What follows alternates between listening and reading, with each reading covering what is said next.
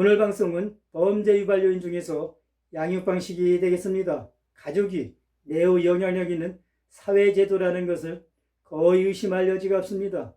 대부분은 행동을 설명하기 위해서 가족 양육 방식을 거론합니다.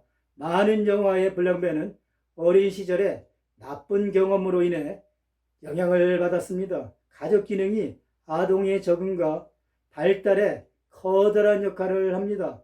다음 린드는 가족 기능과 비행과의 관계에서 양육 방식의 문제를 분류를 했습니다. 예를 들면 부모와 교사와의 인터뷰를 통해 부모의 행동을 평가하고 부모와 자녀를 직접 관찰하여 양육 방식을 고안해냈죠.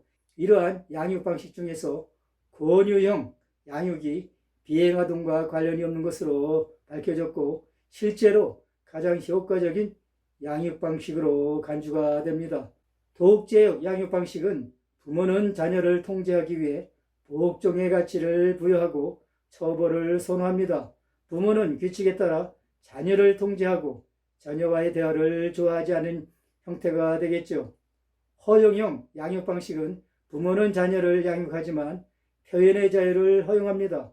부모는 자녀 스스로 자신의 행동을 조절하도록 합니다. 권유형 양육 방식은 부모는 자녀와의 상호작용에서 정서적이고 애정적이고 규칙에 있어 일관적입니다.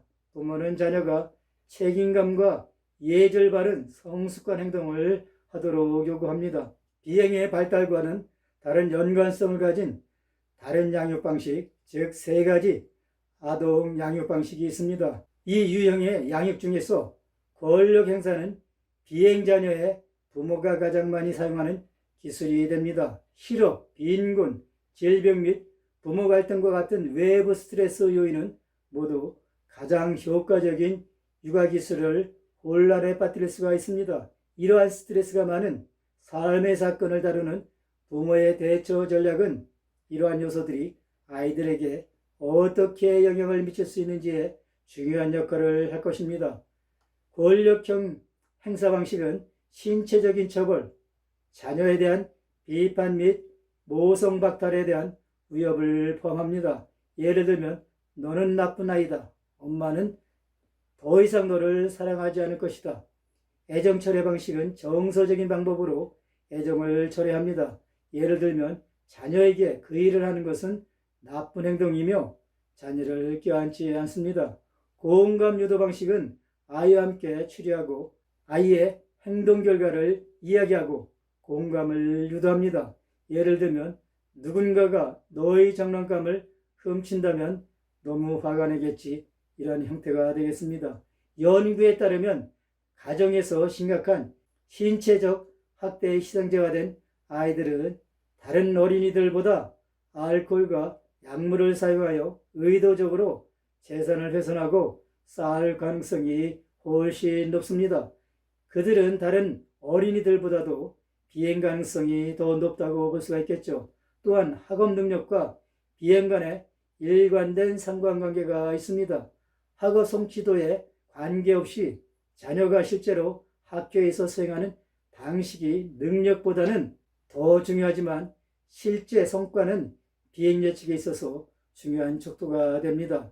학업에 실패한 사람들은 비행 위험이 증가합니다. 어떤 연구자는 학생의 개인적인 특성이 소위 비행으로 이어지게 된다고 주장합니다. 학교와 비행의 연관성은 분명하지 않지만 학교 자체가 비행을 일으킬 가능성은 또한 희박하죠. 그러나 학교가 행동 문제의 촉매제 역할을 할 수는 있습니다.